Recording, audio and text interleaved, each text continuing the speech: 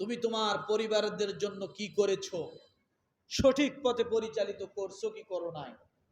কারণ আমরা অনেক বয়োজ্যেষ্ঠ মুরব্বী এখানে আছি, আমরা অনেক সময় দেখি আমরা নিজেরা তাসবিহ হাতে নিয়ে ফজরের জামাত ধরার জন্য যাই, আমরা নিজেরা তাহাজ্জুদ পড়ি, হজ করি, সব ধর্ম কাজগুলো আমরা করি। আর আমি মুরব্বী মনে করি যে আমার সন্তান, দুই ছেলের বাবা, বয়স হয়ে গেছে, তারপরও আমি বাবা মনে করতেছি যে এর এখনো ধর্মকর্ম করার সময় হয় নাই। কথা ঠিক না? কথা ঠিক না?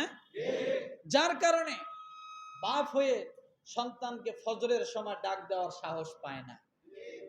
আছে না নেই? কিন্তু আপনি বাবা ভালো করে জানেন, হাজারো তাসবিহ টিপার চেয়ে, লক্ষ কোটি তাসবিহ টিপার চেয়ে আপনি নামাজে যাওয়ার জন্য সময় যদি আপনার সন্তানের দরজায় করাঘাত করে বলেন, ওঠো ফজরের নামাজের সময় হয়েছে, লক্ষ কোটি বার তাসবিহ পড়ার চেয়ে এই একটি শব্দ সমস্ত তাসবিহ থেকে বেশি। ওঠো নামাজের সময় হয়েছে। কথাটা বুঝাতে পারছি? কথাটা বুঝাতে পারছি? কিন্তু আমরা সে বিষয়ে নাই। এই জন্য সেদিন কিয়ামতের ময়দানে জিজ্ঞাসিত হবে প্রত্যেকটা পুরুষ তার পরিজনদের বিষয়ে, যে তুমি তাদের সম্পর্কে কি দায়িত্ব পালন করেছো। স্ত্রী স্বামীর ঘরের এবং তার সন্তানের দায়িত্বশীল, কাজেই সে তাদের বিষয়ে জিজ্ঞাসিত হবে। এইভাবে পর্যায়ক্রমে জিজ্ঞাসিত হবে। তাহলে নামাজ আছে, রোজা আছে, হজ আছে, যাকাত আছে, সব আছে।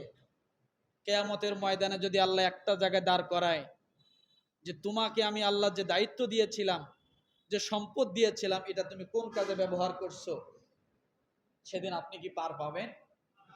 পার পাবেন? তাহলে এই হাদিস থেকে ভালো করে জেনে নেই, বুখারী 2554 নম্বর হাদিস থেকে ভালো করে জেনে নেই যে আল্লাহ আমাকে যতগুলো দায়িত্ব দিয়েছে, সমস্ত দায়িত্বগুলো সঠিকভাবে পালন যদি আমি না করি, তাহলে কিয়ামতের ময়দানে আমার ধরা খাওয়ার সম্ভাবনা আছে।